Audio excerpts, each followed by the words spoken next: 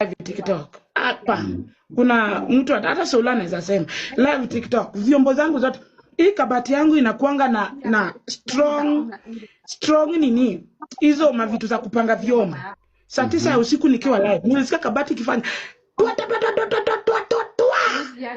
hiyo siku ilifanya nimenunua vyombo mingi, si kwanga na vyombo nimejaza kwa kabati zile pasuka.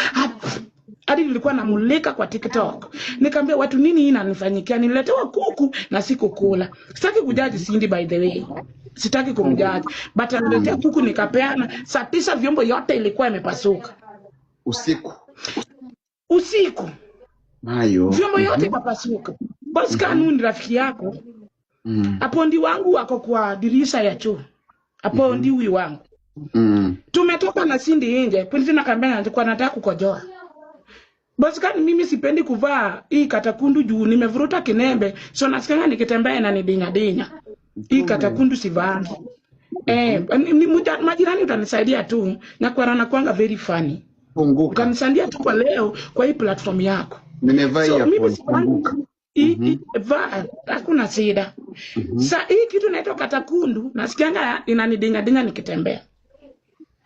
So mimi napendanga nikivaa dress na kuanga na maboxer na vanda ni dress. Hata nilienda birthday yake nikavaa mbele yake hiyo boxer kiona. Akaniambia na kwa nataka kujoa.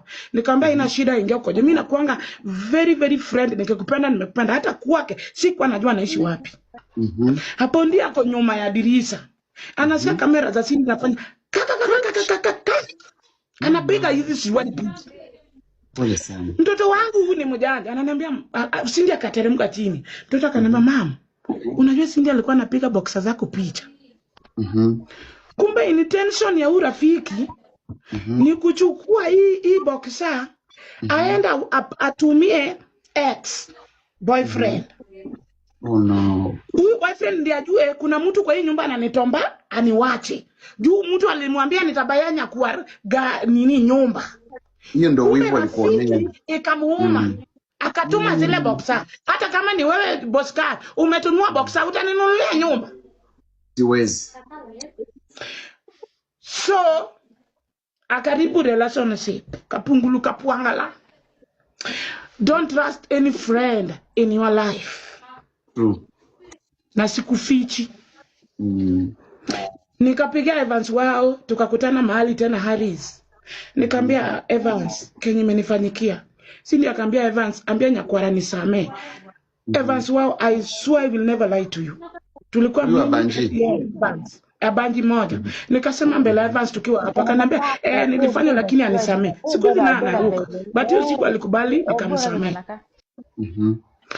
Nikajua huyu sio mtu mzuri kwa maisha yangu.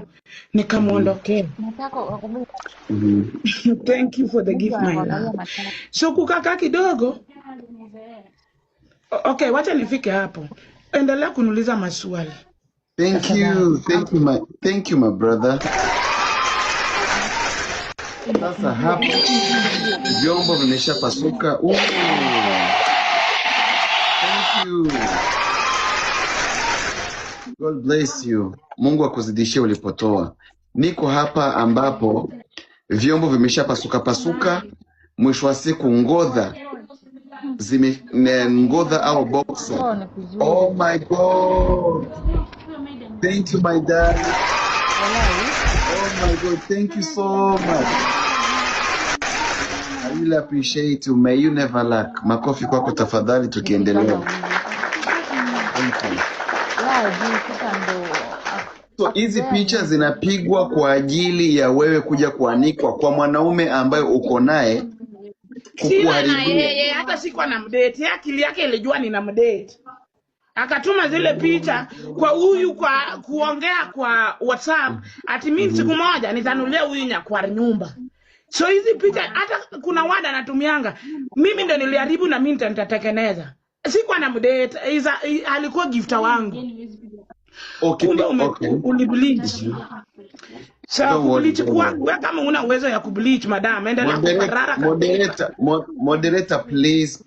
Na boskani mtu ameniita bleaching hiyo ukamate ufinye. Ama ni naweza mpepeta kama mahindi, unanijua?